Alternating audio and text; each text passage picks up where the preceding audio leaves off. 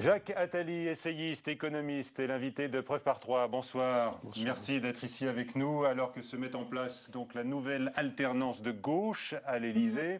Vous avez été associé de très près au changement de 1981 et 31 ans plus tard. Pas d'état de grâce pour le retour de la gauche avec François Hollande que vous avez, il faut le dire, le premier et tout seul à l'époque fait entrer à l'Élysée. Donc sous François Mitterrand.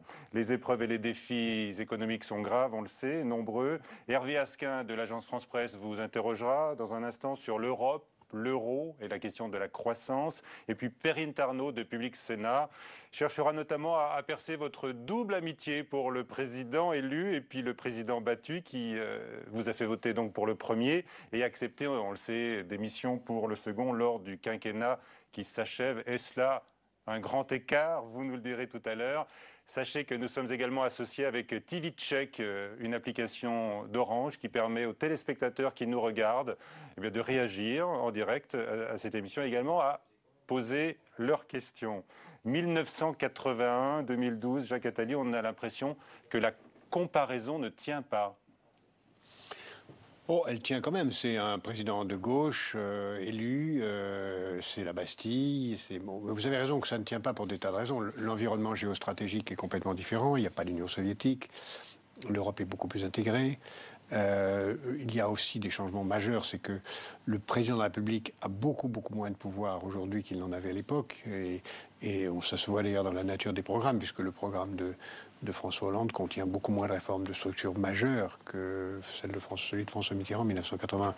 Et puis, c'est toujours pareil, hein, dans la vie, dans beaucoup de dimensions, la deuxième fois, c'est moins exaltant que la première. Et vous avez noté, comme moi, peut-être même dès dimanche soir à la Bastille, l'opinion de gauche qui a voté Hollande ne s'attend pas à des miracles. Elle espère, semble-t-il, avant tout, qu'il tienne bon face aux épreuves. Oui, encore une fois, là, le monde est totalement différent. Les Français ont maintenant compris, je crois, qu'ils ne peuvent rien tout seuls. Et que tout va se jouer sur notre capacité à réussir l'Europe, ou une nouvelle phase de l'intégration européenne, et que si on ne la réussit pas, eh bien, ce qui nous attend, c'est certainement un lent explosion de l'ensemble européen, et dont nous serons, parmi d'autres, les victimes.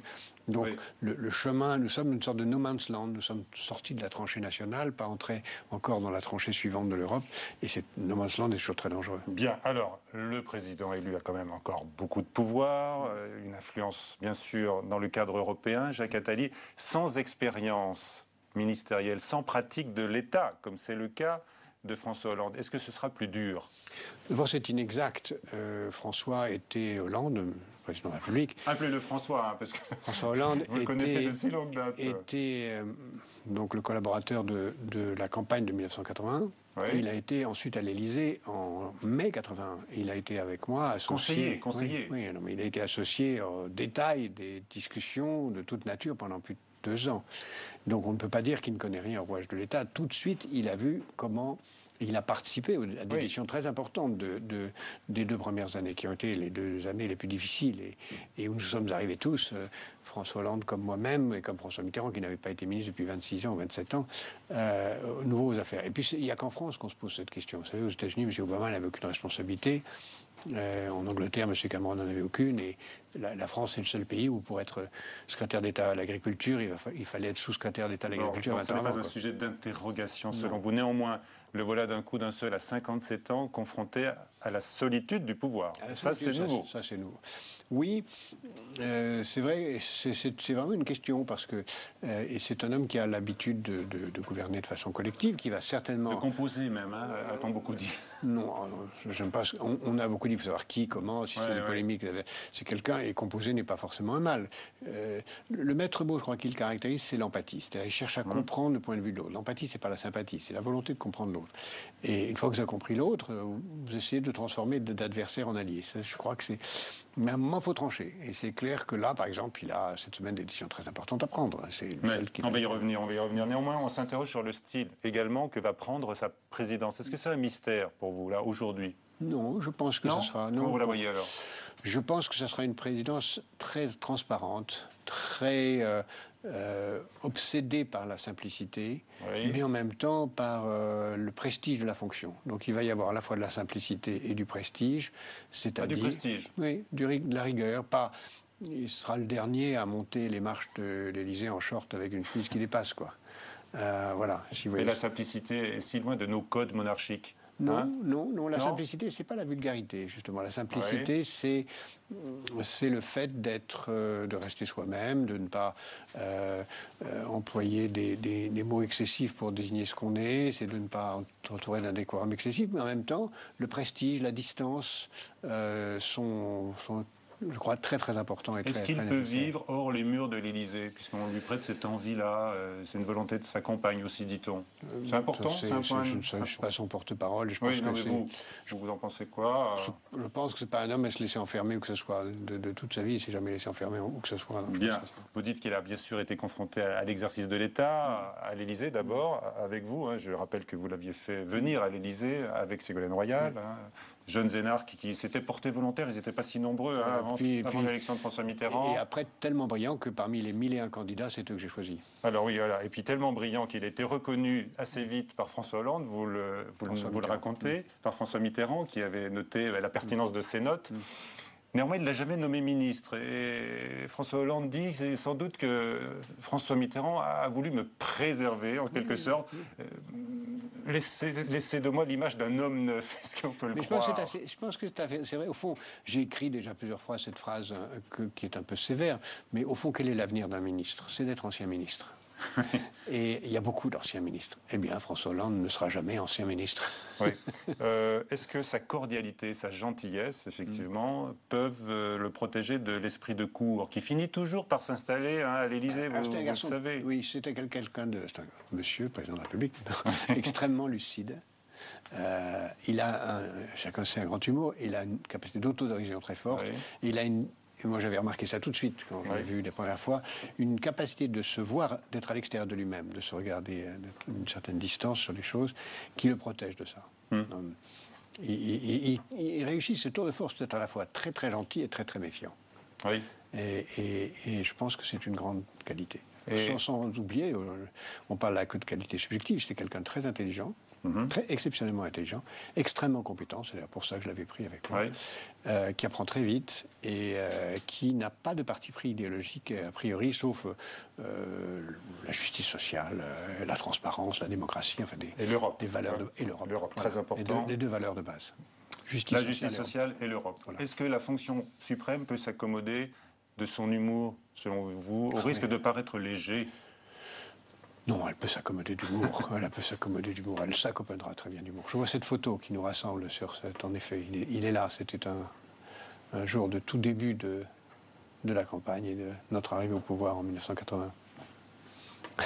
Ça fait ressurgir évidemment beaucoup de souvenirs. Le choix du Premier ministre est la première décision attendue de François Hollande. Est-ce que vous êtes plus Martine Aubry ou Jean-Marc Ayrault ou Valls?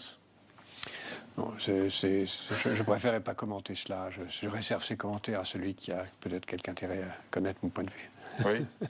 Il a déjà commencé éventuellement à vous poser quelques questions. Je n'en parlerai pas davantage. François Hollande, on le sait, a une référence, François Mitterrand. Il s'est mis dans ses pas durant la campagne, allant peut-être même jusqu'à une certaine superstition. Mais le mot roi de 1981 n'existe pas aujourd'hui. Vous êtes d'accord? Il n'est plus question de redistribuer d'emblée sur cette idée-là. J'ai dit à plusieurs reprises, et en me faisant faire beaucoup d'ennemis, enfin quelques ennemis, puisqu'ils ne sont pas très nombreux, que Pierre Mauroy avait été le meilleur Premier ministre de François Mitterrand. Je crois qu'il a été le meilleur Premier ministre de François Mitterrand. C'est un homme tout à fait remarquable, extrêmement sérieux, et la redistribution n'était pas le cœur du projet de 1980, puisque, je vous l'ai dit tout à l'heure, 1980, le cœur des choses, ça a été des réformes de structure. Les télévisions, les radios libres, l'abolition de la peine de mort, la décentralisation, les lois Auroux sur les conditions de travail, l'abaissement de l'âge de la retraite, enfin, toute une série de choses qui n'ont jamais été remises en cause. Donc il ne s'agissait pas de dépenses. Il y a eu des dépenses qui ont été arrêtées en 83 parce qu'on ne pouvait plus. Les réformes de structure n'ont pas été remises en cause.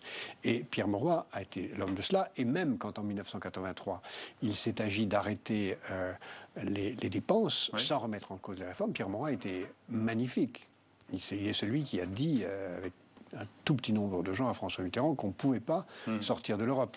Et François Mitterrand a écouté Pierre Mauroy, et ce, très rare, qui était de son avis. Donc Pierre Mauroy était un très grand Premier ministre. Et aujourd'hui, le rôle du Premier ministre, c'est à la fois d'exécuter la politique définie par le président, d'assumer, d'avoir une majorité parlementaire, et en même temps d'être capable de dire non au président de la République. C'est très important qu'un Premier ministre puisse dire non. J'ai 3 petites questions par rapport au projet présidentiel de François Hollande et puis ses promesses. Le coup de pouce pour le SMIC, vous estimez que c'est une bonne ou une mauvaise idée? Pour moi, ça dépend beaucoup de ce qu'on va découvrir dans l'audit. Si l'audit nous dit que tout va bien, les dépenses publiques ne sont pas catastrophiques, elles sont dans les clous au regard de ça, bon, on peut imaginer que ça soit possible. Même si, comme chacun sait, le SMIC... Non, mais la situation des entreprises, on la connaît. Non, mais la situation... On peut parler des déficits publics. Non. L'un est lié avec l'autre. Et l'augmentation de la demande est aussi très importante pour créer la croissance nécessaire. Donc, moi, je suis pour une hausse des salaires. J'ai écrit plusieurs reprises que la hausse des salaires était bonne. Donc ça dépendra de ce que nous dira la Cour des comptes. Voilà. Alors, la taxation à 75% des revenus au-delà de 1 million d'euros, elle se fera selon vous? Et si oui, est-ce une bonne mesure? Moi, j'ai dit publiquement que je n'étais pas favorable à cette mesure. Et vous pensez que c'est une mesure démagogique de campagne? Non, je comprends. Je comprends qu'en termes de justice sociale, il faille taxer les riches. Je préférerais pour ma part qu'on taxe beaucoup les richesses acquises, c'est-à-dire l'héritage et l'impôt sur la fortune, que les richesses nouvelles. Vous dites d'ailleurs que c'est le penchant naturel de François Hollande qui n'a jamais critiqué en fait la fortune gagnée grâce au talent. C'est pas François Hollande, c'est la France en général. En France en général, on aime bien les gens riches, on déteste les gens qui s'enrichissent. Parce que ça correspond à une tradition paysanne de la société française qui est assez claire. On se méfie des gens qui s'enrichissent. Et donc moi je préfère qu'on taxe les héritiers, qui n'ont rien fait pour l'avoir, que les gens qui par leur travail, naturellement. Alors c'est vrai qu'il y a des présidents de grandes sociétés qui ont des salaires qu'on peut qualifier d'excessifs, mais aussi ceux qui créent une entreprise, la développent et seront taxés aux 3/4 de l'accumulation de richesses, ça je ne suis pas d'accord. D'accord. Un point sur la retraite à 60 ans avec le retour partiel pour ceux qui ont commencé très tôt. Bonne ou mauvaise idée dans le contexte européen qui va à l'encontre de cela? Dans la commission, dans la commission que j'avais présidée, nous avions dit que cette réforme était tout à fait nécessaire, celle que François Hollande propose. Parce qu'en fait, il ne s'agit que d'une mesure de justice sociale qui fait que tout le monde reste à 42 ans. Ce n'est pas du tout un retour à 60 ans, c'est souvent exprimé comme ça. On reste à 42 ans, mais ceux qui ont atteint 42 ans de cotisation avant, parce qu'ils ont commencé à travailler très tôt, et ça concerne 150 000 personnes.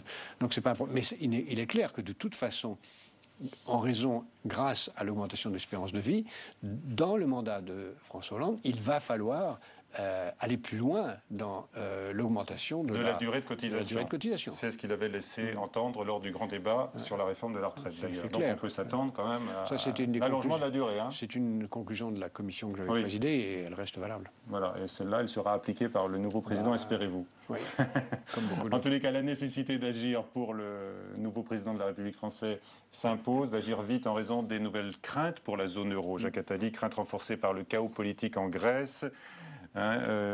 Qui montre par ailleurs le danger de l'austérité, puisqu'on voit les peuples sans espoir se tourner vers des extrêmes, d'ailleurs de l'extrême gauche et de l'extrême droite. Et c'est donc la Grèce qui inquiète les marchés financiers. Mais en France, on le sait, même si on attend la conclusion de l'audit de la Cour des comptes, le poids de la dette et des déficits est écrasant. Alors avant d'accueillir Hervé Asquin de l'AFP, on voit la situation actualisée par Paul Bouffard. On sait, mais finalement la bourse n'a pas plongé à l'arrivée de François Hollande. Lundi, le CAC 40 reste dans le vert, pas de mouvement violent. Rien à voir avec la chute considérable de 21% qui avait accueilli François Mitterrand en 1981. Pour le spécialiste Philippe de Sertine, l'alternance ne fait plus peur au marché financier.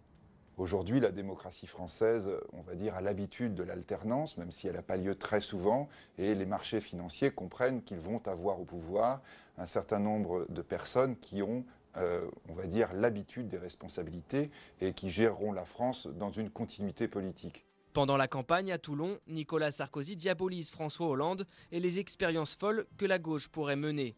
Mais au final, dans les salles de marché, le nouveau président n'inquiète pas. Au lendemain de l'élection, le marché est un petit peu faible à Paris, surtout sur les marchés actions.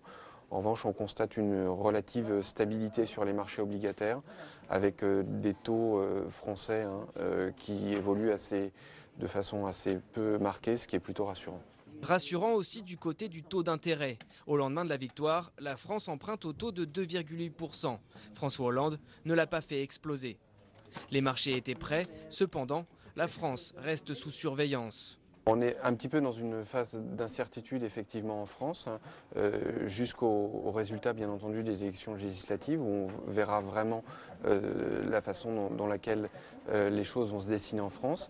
Et puis il y a aussi un certain nombre d'incertitudes quant aux relations avec l'Allemagne. Désormais, l'attention des places boursières est accaparée par la Grèce. Il faudra aussi surveiller les différences de conception de croissance en zone euro, l'investissement à la française, l'austérité à l'allemande. Voilà, Hervé Asquin de l'agence France Presse est avec nous. Bonsoir Hervé. Bonsoir. Vos questions pour Jacques Attali. Bonsoir Jacques Attali. On s'attend à une situation extrêmement compliquée dès à présent et à un bras de fer entre François Hollande et Angela Merkel. C'est déjà engagé. Alors, dans cette affaire sur les eurobonds, sur les investissements, enfin sur le rachat de la dette des Européens endettés par la BCE, qui va devoir céder, François Hollande ou Angela Merkel? Moi, je parie si on fait un pari aussi simple que cette question que vous venez de poser, je parie que l'Allemagne va vite comprendre, alors la question c'est de savoir vite, c'est quelques semaines ou quelques mois, que c'est son intérêt absolument vital de construire cet étage fédéral européen dont les eurobonds sont une des premières traductions. Eurobonds que, parmi les premiers, la commission que j'ai présidée il y a 4 ans avait proposé comme une des solutions de la crise. Pourquoi? Parce que aujourd'hui, on se rend compte comme une évidence que l'euro est une monnaie sans État. C'est la seule monnaie dans le monde qui n'a pas d'État pour assurer l'égalité des compétitivité des régions qui partagent la même monnaie. Ça ne peut pas marcher. On le savait quand on a fait le traité de Maastricht. On savait qu'il y avait un étage fédéral ensuite. Et donc la croissance ne peut passer que par cette relance-là, mais plus largement, la survie de l'euro passe par cela. Et les Allemands sont eux-mêmes seront les premières victimes d'une explosion de l'euro. Si l'euro monte, ils perdent tout. Donc, en effet, il y aura un bras de fer, mais aujourd'hui, dès aujourd'hui, si vous regardez ce qui se passe en Europe, il y a un vote très favorable des Européens pour l'euro et pour la croissance. Et donc c'est plutôt Mme Merkel qui est isolée et pas la position de la France. Alors vous souhaitez que l'Europe emprunte, qu'elle émette des project bonds, on appelle ça, oui, des obligations qui permettent de financer donc, de grands projets européens. Vous souhaitez ceci.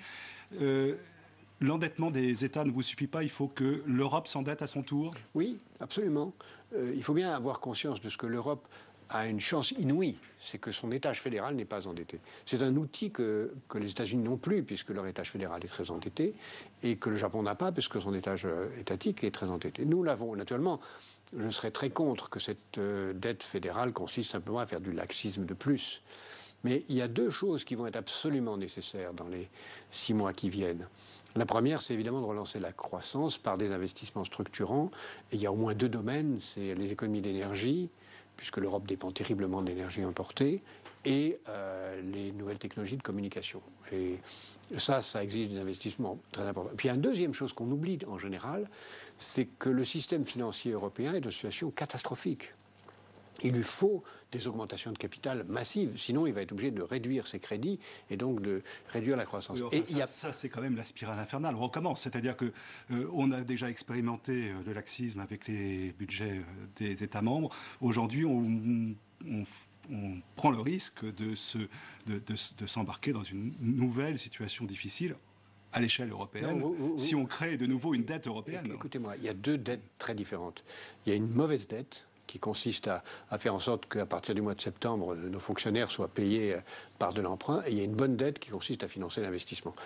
Chacun d'entre nous, on le sait, quand on s'endette pour acheter un logement, c'est très bien, dans les limites de ce qu'on peut acheter. Quand on s'endette pour le crédit à la consommation, c'est une catastrophe. Or, aujourd'hui, nous ne sommes pas donnés assez de moyens pour investir sur l'avenir. Oui, mais Angela Merkel répond à cela, tout ça c'est bien gentil, mais c'est encore nous, les Allemands, qui allons payer au bout du compte. C'est une erreur de raisonnement que M. Sarkozy a commis au cours du débat, qui prouve, et je me permets de dire publiquement que j'en avais parlé avec lui et je n'ai pas réussi à le convaincre, c'est une faute de raisonnement totale. L'emprunt européen n'est absolument pas financé par les Allemands. C'est ne rien comprendre à ce qu'est l'Europe. Il faut évidemment que cet emprunt soit garanti et financé par quelque chose qui sert le service de la dette. Ce n'est pas les États-nations. C'est une contribution fiscale proprement européenne qui est irréversiblement attribuée à une entité européenne, l'eurozone ou l'Union européenne, et qui assure le service de cet emprunt d'investissement. Et l'Allemagne et la France n'ont absolument rien à voir. Pour l'instant, la vraie garantie, c'est l'entité européenne. Angela Merkel ne veut pas bouger, elle est très ferme. Est-ce que François Hollande peut bouger et sur quoi? Qu'est-ce qu'il peut apporter, lui, en échange? Éventuellement, si Angela Merkel bouge un peu, il faudrait qu'il accepte la règle d'or, par exemple. Je n'ai pas je suis d'une très grande sérénité là-dessus. Regardez l'Europe, aujourd'hui, comment elle est. L'Europe, vous avez cité le cas de la Grèce, qui va très mal, c'est vrai, mais le Portugal va mal, et refuse. L'Espagne est dans une situation catastrophique, en particulier son système bancaire. Les Hollandais n'ont plus de gouvernement, et personne ne sait comment l'Irlande va financer ces fins de mois. Et l'Italie est bloquée parce que les réformes ont une limite. Donc, évidemment, il y a une sorte de paralysie qui est en train de rejoindre l'Europe, et donc, on va changer de cap, on va changer de pied. Et c'est l'objet de la tribune que j'ai publiée avec Pascal Lamy et quelques autres Européens, Allemands, Grecs, Italiens, Espagnols, ce soir dans Le Monde. Je pense que ça ira beaucoup plus vite qu'on ne le croit. À un moment, je pensais que Mme Merkel ne pourrait pas bouger avant ses propres élections. Je pense qu'elle va bouger avant ses élections. Alors là, on a, par rapport à votre question, qu'est-ce que François Hollande peut donner au président français? Tout ça, c'est une question purement diplomatique et simple. J'ai négocié assez d'accords de ce genre pour le savoir. Les Allemands diront, on n'a pas cédé, le traité est accepté. Ah oui, mais on a accepté une annexe. Qui porte la croissance, les eurobonds, etc. Et les Français diront, on l'a renégocié, la preuve c'est qu'on a acheté. C'est le protocole juridique dont parle François Hollande. Ce sera un protocole juridique. Alors si un Sherpa que vous êtes, oui, François Mitterrand, approuve cette idée... Oui, mais c'est plus... Quand vous négociez un traité, si vous le complétez par un chapitre de plus, bon, c'est chacun sauve la face, quoi. Oui, c'est ça. L'important dans une négociation, c'est permettre à tout le monde de pouvoir dire qu'il est vainqueur. Il y a quelqu'un de très solide actuellement aux finances en Allemagne, Wolfgang Schäuble. Il va falloir trouver quelqu'un pour Bercy très rapidement. C'est quoi le profil du candidat idéal aujourd'hui pour Bercy? Il y a deux postes. Il y a le poste de ministre des Finances et le poste de ministre des Budgets. Il y en a un qui devra être Monsieur Oui et un autre qui doit être Monsieur Non. Alors, là, vous avez des idées, je suppose, parce que on vous dit proche du président élu. Il vous consulte. C'est des choses que je ne parlerai qu'avec lui s'il me demandait mon avis. Oui, il vous a demandé votre avis. Donc je n'en parlerai pas ici. Très bien. Ça veut dire, est-ce qu'il a choisi? Encore une fois, je ne suis pas son porte-parole. Les qualités requises pour Bercy aujourd'hui. Et pour ma part, pour que les choses soient claires, je ne participerai pas à aucune fonction personnelle. Je suis très heureux d'avoir mon ancien collaborateur de François Mitterrand devenu président de la République. Je serais très heureux d'applaudir à son succès, mais j'en resterai là. Alors les qualités pour Bercy aujourd'hui Je vous dis, pour Bercy, budget, il faut un monsieur non, extrêmement courageux, capable de proposer et d'exiger des coupes budgétaires très sévères. Et pour ce qui est de l'économie proprement dit, il faut quelqu'un qui soit capable de négocier le basculement au fédéralisme budgétaire, l'économie de croissance. Et donc, c'est deux personnalités complémentaires. Vous avez salué tout à l'heure les réformes de structure qui avaient été initiées très vite en 1981. Et qui sont encore en place aujourd'hui. Et qui sont encore en place. Est-ce que vous ne regrettez pas l'absence de réformes de structure dans le projet de François Hollande aujourd'hui? Parce que vous plaidez, dans un sens libéral, Jacques Attali, pour plus de compétitivité. Pour une réforme du marché du travail, par exemple. Et ça, on ne le trouve pas dans le projet de François Hollande. Si on lit bien la commission que j'ai présidée, qui était, encore une fois, je le rappelle, une commission bipartisane, nous avions proposé des réformes fondées sur 3 pieds. Oui. La compétitivité, l'investissement et la justice sociale. Et le gouvernement précédent n'a utilisé qu'une partie. Par exemple, vous parlez de la flexibilité du marché du travail. Nous avions dit il faut cette flexibilité, et ça a été fait sous la forme de la réforme que nous avions proposée de la rupture à l'amiable du contrat de travail, mais nous avions dit surtout ne faites pas la rupture à l'amiable du contrat de travail si vous ne mettez pas en place simultanément la sécurisation des parcours professionnels qui fait que quelqu'un qui perd son contrat de travail est immédiatement repris en charge par un nouveau contrat qu'on avait appelé contrat d'évolution qui permet de garantir que cette personne est immédiatement en situation de formation. Voilà, donc il faut à la fois de la justice sociale pour que la mobilité puisse être acceptée. Il y a une idée que vous avez lancée, la retraite à la carte en quelque sorte, oui. Éventuellement que l'on pourrait prendre au-delà de l'âge légal, peut-être à 65 ans. C'est une idée que le président élu est susceptible de reprendre? Je ne sais pas, en tout cas c'est une idée de bon sens qui fonctionne très bien dans deux pays aussi différents que la Suède et la Pologne, que beaucoup de syndicats français, en particulier la CFDT, approuvent et que nous avions étudié dans cette commission et qui me semble avoir un avantage extraordinaire d'être à la fois socialement très juste, de permettre une très grande liberté dans le choix de la retraite et d'avoir les avantages à la fois de la capitalisation et de la répartition. Donc je pense que c'est le système idéal pour après 2017. Vous aimez la prospective. Est-ce que vous imaginez à moyen ou plus long terme une alliance entre les socialistes en France et puis les centristes, notamment François Bayrou qui a voté personnellement, à titre personnel, pour le candidat socialiste? La grande affaire de ce mandat sera peut-on créer une justice sociale qui ne soit pas un frein à la réussite? Donc la discussion qu'on avait sur impôt sur les revenus ou impôt sur les patrimoines, et la construction européenne. Il est clair que dans la gauche comme dans la droite, sur la construction européenne, il y a deux points de vue. Il y a des gens à gauche qui sont anti-européens et il y a des gens à droite qui sont anti-européens. Et il est évident que l'Europe elle-même supposera pour se construire à la fois de convaincre ceux de la gauche qui forment la majorité et je connais des gens qui étaient hostiles à la Constitution européenne, ou même à Maastricht, qui sont aujourd'hui favorables au fédéralisme européen, dans la mesure où c'est un fédéralisme de croissance, etc. Et évidemment, tous ceux qui sont ailleurs au centre et qui ont compris que le fédéralisme était là, non pas une utopie idéologique, mais la condition même du maintien du niveau de vie français, dans une perspective... D'accord. Alors ça doit politiquement se traduire par une nouvelle alliance. À mon sens, il va se passer tellement de choses dans les 5 ans qui viennent. Il y aura une grande crise en Europe, comme il y en a eu en 82-83, quand on est passé de... Il y en aura une, mais elle est là déjà. Vous parlez d'une autre, là? Oui, je pense que nous sommes dans une crise larvée aujourd'hui, où on voit chaque dimension, chaque pays croire qu'il a encore du temps. On fonctionne un petit peu jusqu'à maintenant comme M. Madoff a fonctionné. M. Madoff a donné du temps à tout le monde. Et aujourd'hui, au fond, le dernier qui a donné du temps, c'est M. Draghi. Quand il a, au dernier moment, moi j'avais dit s'il n'intervient pas avant Noël, il n'y aura plus l'euro. Il est intervenu le 23 décembre. Donc, c'est ça qui vous a fait, c'est ça qui a malheureusement brisé votre prédiction. Heureusement. C'était pas une prédiction, c'était une mise en garde. C'est-à-dire l'euro disparaît avant la fin de l'année. Sauf si la Banque centrale intervient avant Noël. Et elle est intervenue le 23 décembre. Alors la prévision est difficile, hein, surtout quand elle concerne l'avenir. Hein, non, c'était pas...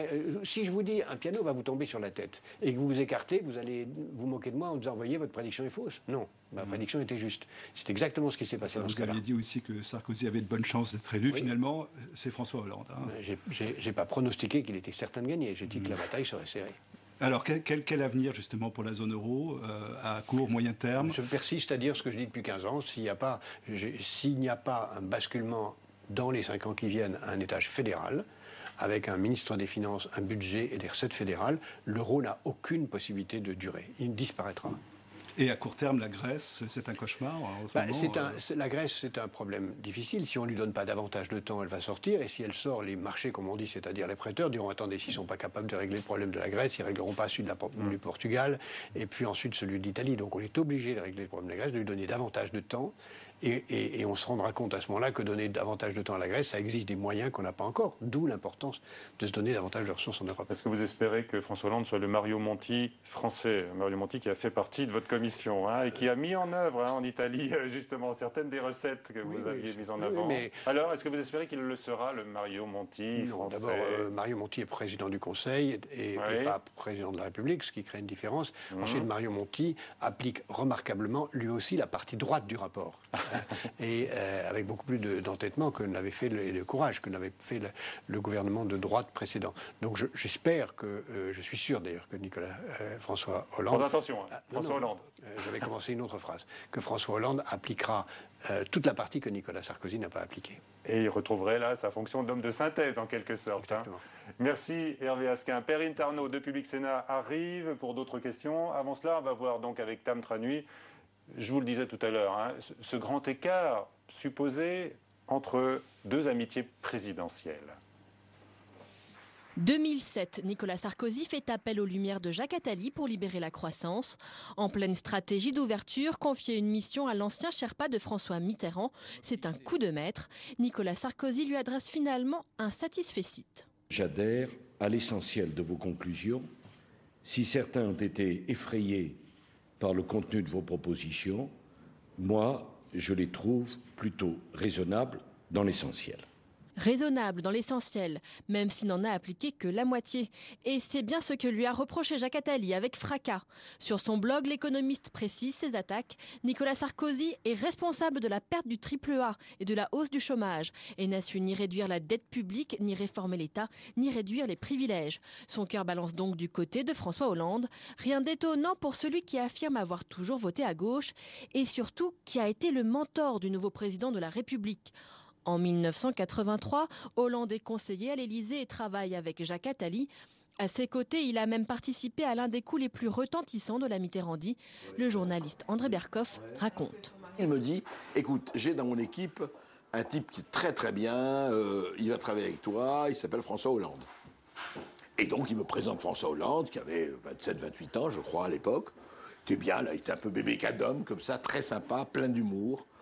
Et puis on commence à travailler ensemble. Avec l'aval de François Mitterrand et de Jacques Attali, François Hollande et André Berkoff sortent finalement un pamphlet soi-disant contre la gauche, signé Caton. L'auteur est présenté comme un ancien dirigeant de la droite. C'est François Hollande qui se charge de la promotion du livre à la radio. La vérité, c'est tout simplement que le pouvoir socialiste ne tombera pas comme un fruit mûr, et ce qui laisse entendre que nous pouvons, c'est-à-dire nous la droite, revenir au pouvoir dans les mois qui viennent, ou même dans les 2 années qui viennent, se trompe et trompe les Français. C'est pas parce que Pierre Mauroy est à Cayenne ce matin que nous sommes débarrassés de la gauche. En réalité, ce livre est bien un pamphlet contre la droite, sous couvert d'égratigner la gauche. C'est surtout un livre qui montre qu'être de gauche et libéral n'est pas contradictoire. Ce n'est pas Jacques Attali qui va le nier. Ah, l'affaire Caton est merveilleux quand même de s'en souvenir aujourd'hui. Bonsoir Perrine Tarnaud. Bonsoir Jacques Attali. Bonsoir. Dites donc, vous avez fait faire de drôles de choses à François Hollande à l'Élysée. Bon, d'abord, je rectifie un petit peu quelques petites choses avant. J'ai toujours voté à gauche, j'ai voté pour Ségolène Royal, et quand Nicolas Sarkozy... En réalité, c'est François Fillon qui m'a demandé de présider cette commission. On va en parler après, oui. Je n'ai accepté qu'à 3 conditions. J'écrivais moi-même la lettre qu'il m'a envoyée, je composais moi-même la liste des membres de la commission, et j'avais liberté totale de faire le rapport. Et nous avons travaillé avec une commission où vous retrouverez des moitiés de gens de gauche, moitié de gens de droite. En totale liberté. Exactement le rapport que j'aurais remis à Ségolène Royal, à qui je l'ai d'ailleurs remis le même jour. Le jour même, je l'ai remis à Nicolas Sarkozy et à Ségolène, pour bien montrer que c'était un rapport bipartisan. Bon, Caton. L'affaire Caton. C'est quand même drôle ce coup politique. Oui, enfin, je vais la raconter pour la première fois, mais je n'ai jamais raconté vraiment. Il y avait eu un jour une situation vraiment très pénible où la France était... François Mitterrand était très impopulaire et il me dit... C'était en 83. 83, oui, c'était au sommet d'Athènes, je me souviens. Il me dit, votre ami Berkoff, que François Mitterrand avait déjà rencontré chez moi, il avait écrit un livre qui avait énormément de succès sous le pseudonyme de Philippe de Comines, où il racontait les 180 jours de Mitterrand avant l'élection de 80.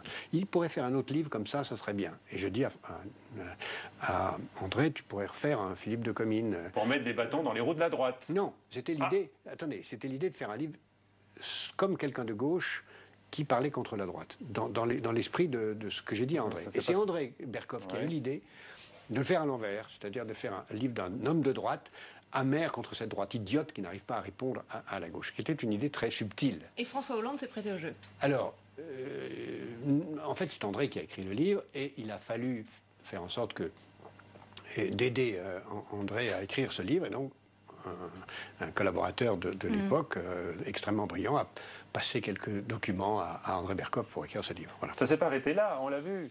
Il a fait le service après-vente sous une identité déguisée quand même, François Hollande. Il a fait donc une mystification.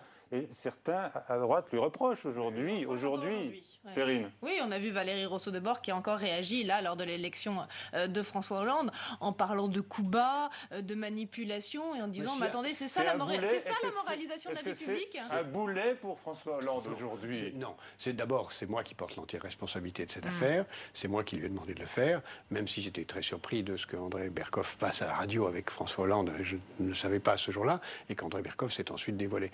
Donc là, c'est un petit canular sans importance. Michel l'a rappelé tout à l'heure, vous avez commencé à travailler avec François Hollande et Ségolène Royal. Ils sont venus tous les deux se présenter à vous avant même l'élection de François Mitterrand à l'Élysée. Un moment où tous les hauts fonctionnaires allaient plutôt travailler avec Michel Rocard. C'est lui qui était plus populaire à gauche. À l'époque, qui était le plus politique des deux entre François Hollande et Ségolène Royal? C'est très différent, mais si j'avais à répondre simplement, je dirais que c'était Ségolène Royal qui était la plus engagée, la plus exigeante, la plus rigoureuse, la plus formelle dans ses valeurs. Et François était extrêmement subtil, extrêmement intelligent, beaucoup moins démonstratif dans l'affirmation de ses valeurs. Donc vous ne le voyez pas à l'époque forcément faire une carrière politique? Si, je voyais quelqu'un qui avait très envie de faire une carrière politique, mais c'est quelqu'un qui a toujours eu la distance à l'égard de tout, et y compris à l'égard de lui-même. D'où l'humour et d'où le fait qu'il peut faire des choses. Et cette distance me faisait penser, je l'ai d'ailleurs dit à plusieurs reprises, que s'il y en avait un des deux qui pourrait abandonner la politique, c'était plutôt lui qu'elle. Ce qui veut dire qu'il a là aussi avancé masqué. On peut se tromper sur le rôle, sur les personnalités, sur les avenirs des uns et des autres. Permettez-moi de me dire que je ne me suis pas trop trompé, puisque les deux assistants sont devenus candidats à la présidence de la République. Vous avez dit tout à l'heure qu'ils n'étaient pas si nombreux à frapper à votre porte à l'époque, les jeunes énarques. À ce moment-là, oui, mais après l'élection de François Mitterrand, quand François Mitterrand m'a demandé de constituer mon équipe, je vous assure que là, j'avais vraiment le choix. Bien sûr. Avec la singularité aussi d'avoir un couple qui travaillait avec vous ensemble. Je les ai pris, non pas parce qu'ils formaient un couple, ils étaient dans des fonctions très différentes, mais j'ai trouvé très bons tous les deux. Et j'ai pris d'autres, puisqu'ils n'étaient pas les seuls à travailler avec moi. Il y avait Jean-Louis Bianco, Pierre Morel et toute une série d'autres qui nous ont rejoints. François Hollande, pour sa campagne, s'est beaucoup inspiré de celle de François Mitterrand en 81, notamment sur la gestuelle, aussi sur des thématiques, dans ses discours. Ça vous a beaucoup marqué ? Cette empreinte, François Hollande, comment vous l'avez vécu? D'abord, je ne suis pas le seul à gauche à faire ça. Si vous regardez Laurent Fabius, c'est aussi incroyablement proche de François Mitterrand. Laurent Fabius, que j'ai d'ailleurs, si je peux me permettre cette remarque personnelle, aussi fait entrer en politique, puisqu'on m'avait proposé la circonscription que je n'ai pas voulu prendre, parce que je ne voulais pas faire ce genre de carrière, et que c'est moi qui lui ai sous-traité, si j'ose dire, la circonscription de Seine-Maritime qu'il a finalement pris. Donc il y a beaucoup de gens à gauche qui reprennent ce genre d'image.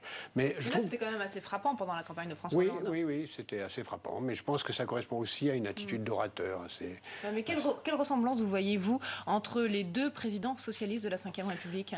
Je pense que François Hollande va être quelqu'un d'aussi distant, secret, ferme, autoritaire que François Mitterrand. Je pense qu'il aura ça. Donc les bons et les mauvais côtés aussi, alors peut-être. Je pense que c'est nécessaire. Vous savez, François... les mauvais côtés sont nécessaires? Quand nous avons été au premier sommet de François Mitterrand, je raconte des souvenirs d'anciens combattants, qui sont le premier sommet européen, c'était à Luxembourg, on est rentré de l'avion dans la nuit, c'est un sommet qui s'est très, très mal passé. J'ai dit à François Mitterrand, au fond, pour vous, c'est quoi la principale qualité d'un chef d'État? Et il n'avait pas réfléchi longtemps, il m'avait dit « Je voudrais vous répondre le courage, mais c'est l'indifférence. Oui. » Et cette qualité-là, je crois que François Hollande est capable de l'avoir. Il ne l'a pas naturellement, parce que c'est un homme profondément empathique, je ne dis pas sympathique, mais empathique, il cherche à comprendre l'autre, mais il a très bien compris, je pense, que là où il est, il va falloir vraiment assumer la solitude. Ce qui explique aussi un peu son attitude là, lors de cette phase de transition, où il s'affiche au travail, il continue à mener la même vie qu'avant. C'est obligatoire, là, cette modestie, d'afficher cette modestie, ou c'est pour vraiment cliver avec Nicolas Sarkozy? Oui, la France, il connaît merveilleusement bien la France. Et parfois, je pense que s'il n'a pas beaucoup voyagé dans le monde, c'est parce qu'il a voyagé tellement dans la France et dans les gens. Il aime beaucoup voyager à l'intérieur des gens, plus que voyager à l'intérieur des espaces. Et cette connaissance qu'il a des gens l'amène vraiment profondément à penser que la France a envie de sérénité, de tranquillité, pas envie d'antagonisme. Il va tout faire, à mon sens, enfin je passe porte-parole, je regarde ça de l'extérieur, pour apaiser la France. Oui. Est-ce que vous êtes un déçu du sarkozysme aujourd'hui? J'ai jamais été sarkozyste, j'ai jamais été...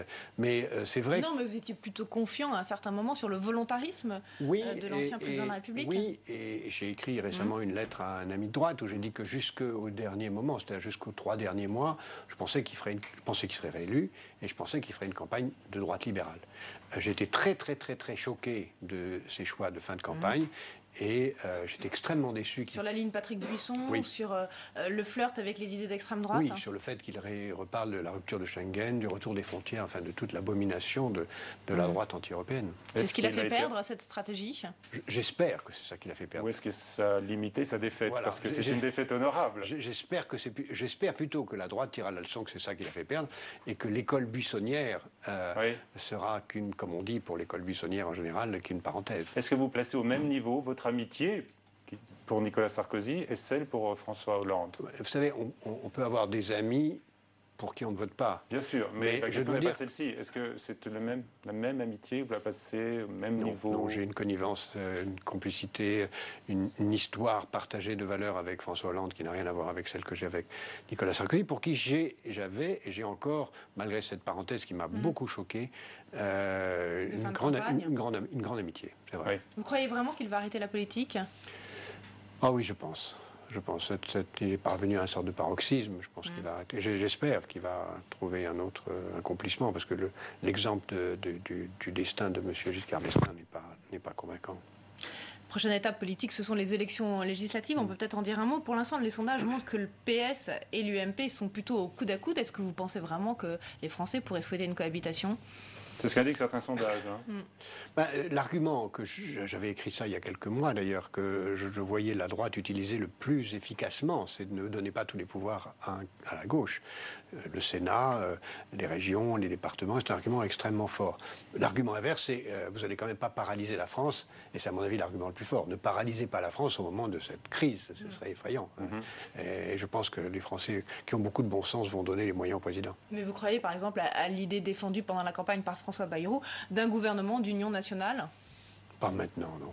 Il faut que la gauche ait les moyens de gouverner. Si la crise, comme je le crois, dans les 2-3 ans, atteint un paroxysme qui exigera de faire un saut métaphysique vers l'Europe fédérale, alors bien des choses sont possibles. Oui. Est-ce que vous pensez que le Parti socialiste a raison de vouloir préserver François Bayrou lors de sa tentative de retrouver son siège de député dans les Pyrénées-Atlantiques? Vous avez fait un beau lapsus, là. Un député, un candidat président du bled bien dépité. Doit-il rester député?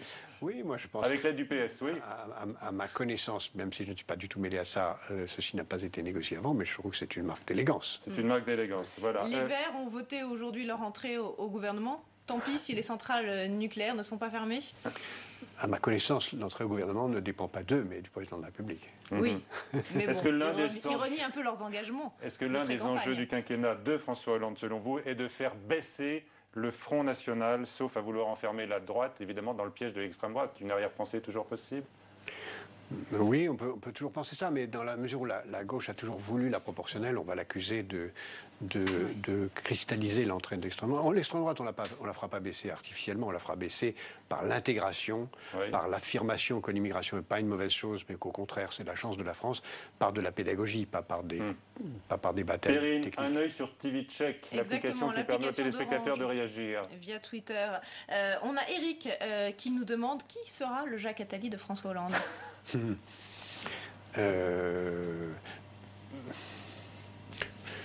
Je crois que dans chaque période, il y a des gens différents qui vont s'installer. Mais à ma connaissance, le rôle que j'ai rempli, qui n'a pas été rempli sous Jacques Chirac ni sous Nicolas Sarkozy, puisque le titre de conseiller spécial a été donné à M. Guénaud, mais qui ne faisait pas du tout la même chose que moi. Non, c'était plutôt la plume de Nicolas Sarkozy. Pas du tout la même chose. L'histoire a fait que François Hollande n'a pas été accompagné par quelqu'un dans cette période préalable du genre que j'étais, indépendant, intellectuel, libre, mais en même temps proche de l'homme politique. Et je pense qu'il y aura d'autres figures exceptionnelles, dont j'en connais certains, tout à fait brillants, très exceptionnels, qui seront auprès de François Hollande, mais dans d'autres fonctions. Ultime question. On avait par exemple sur notre plateau hier soir Aquilino Morel. Il avait sous le bras le discours d'investiture de François Mitterrand en 81. Quelle idée il pourrait puiser dans ce discours d'investiture? J'imagine que vous en souvenez un petit peu. Oui, on a déjà vu beaucoup de phrases du discours de Château-Chinon, etc. Non, je pense que les valeurs sont là. Et François Mitterrand, vous savez, si je peux me terminer par une remarque personnelle, il me manque tous les jours. Ce n'est pas comme mon père, j'ai une immense passion pour mon père, mais c'est quelqu'un qui a été une telle présence, une telle force, un tel génie, à la fois intellectuel et culturel, unique, à tous ceux qui l'ont connu, il manque. Et donc, tous ceux qui ne l'ont pas connu, il y a aussi du regret. Merci Jacques Attali d'avoir été avec nous ce soir. Merci Perrine. Bonsoir à tous et à très vite.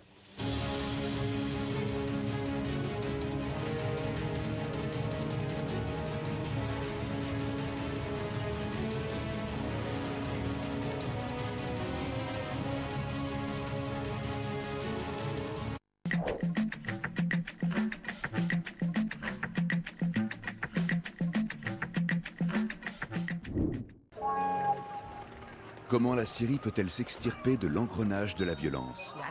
Bachar ne pourra pas faire taire la société syrienne à l'heure d'Internet. Il ne peut plus empêcher l'opposition de parler. Pour comprendre les enjeux de ce drame politique et humain, ce documentaire démêle les rouages du système mis en place par le clan Assad, de père en fils, d'Hafez à Bachar. Hafez el-Assad pouvait emprisonner pendant 20 ans les gens sans que personne n'en sache rien. Cela n'est plus possible aujourd'hui. Le fait que cela dure depuis si longtemps, cela ne veut pas dire que la population accepte cela ou qu'elle s'y est habituée. Le crépuscule des Assad, samedi à 22h sur Public Sénat.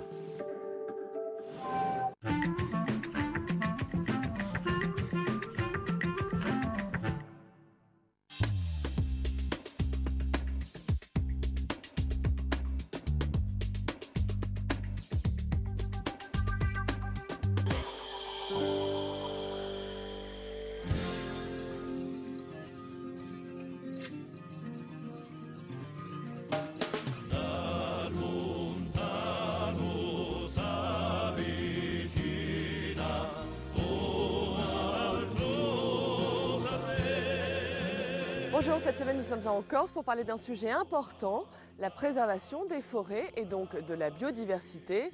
Vous le savez, les arbres sont le poumon de la planète. Ici, ils recouvrent presque la moitié des terres. Mais aujourd'hui, les menaces sont nombreuses.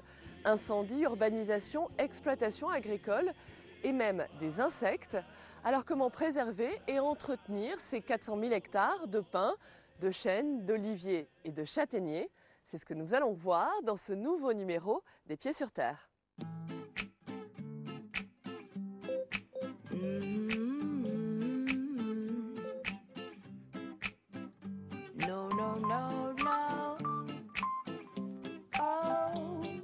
Les forêts concentrent l'essentiel de la biodiversité végétale et animale de la planète. Pourtant, chaque année, ce sont 6,5 millions d'hectares qui disparaissent.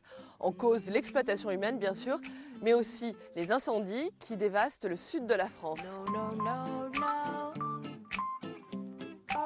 Il est l'arbre de l'année 2011. Sous ce feuillage se cache un pistachier vieux de 1000 ans. À Ghisonaccia, sur la côte est, cet arbre haut de 7 mètres doit son existence à une habitante du village, Élise Inversin.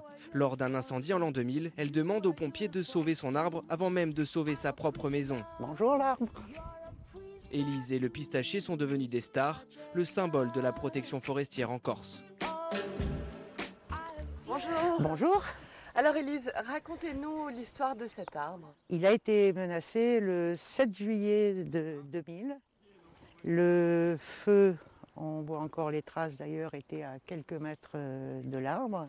Ma maison risquée, mais lorsque les pompiers sont arrivés, j'ai demandé quand même qu'ils sauvent l'arbre en priorité. Parce que je pense que ce millier d'années, ce que représente cet arbre, il valait mieux le sauver lui pour les générations à venir que ma maison qu'on pouvait reconstruire. Qu'est-ce qu'il vous apporte aujourd'hui cet arbre? Du réconfort, une protection, une sagesse. Les bruits extérieurs, l'ambiance est totalement différente sous cet arbre.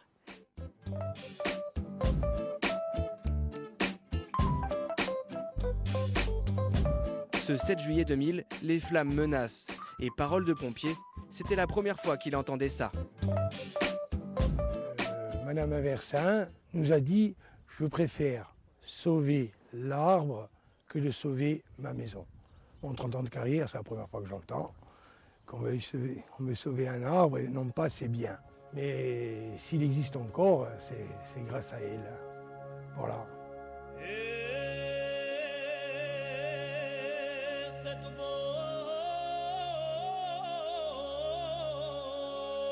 À quelques kilomètres de là, en bordure de mer, la forêt de Pinilla, 450 hectares de pins. Main dans la main, le maire de la commune et les agents de l'ONF tentent de protéger cette forêt d'un autre danger. Car cette pinède classée est aujourd'hui dévastée. En cause, un petit insecte d'à peine 2 mm, le Matsucoccus, mieux connu sous le nom de cochenille. Alors la cochenille du pin maritime est particulière, c'est-à-dire que en fait, les larves se nourrissent de la sève de l'arbre et leur nombre est tellement important qu'ils affaiblissent considérablement l'arbre. Alors en définitive, l'arbre va être affaibli, mais ne va pas directement forcément mourir de la cochenille. Mais par contre, la cochenille facilite la pénétration d'autres ravageurs qui attaquent donc l'arbre et qui vont les faire mourir en deuxième temps. La forêt est devenue un véritable laboratoire. L'ONF a introduit un insecte, une petite punaise d'origine corse, pour lutter contre la cochenille. C'est un prédateur. C'est ce qu'on appelle une lutte biologique. C'est-à-dire qu'en fait, la punaise, ainsi que la larve de la punaise, vont se nourrir des larves et des femelles de la cochenille. Est-ce que vous pouvez nous montrer un des pièges que vous avez installés pour voir si l'arbre est infecté ou pas ?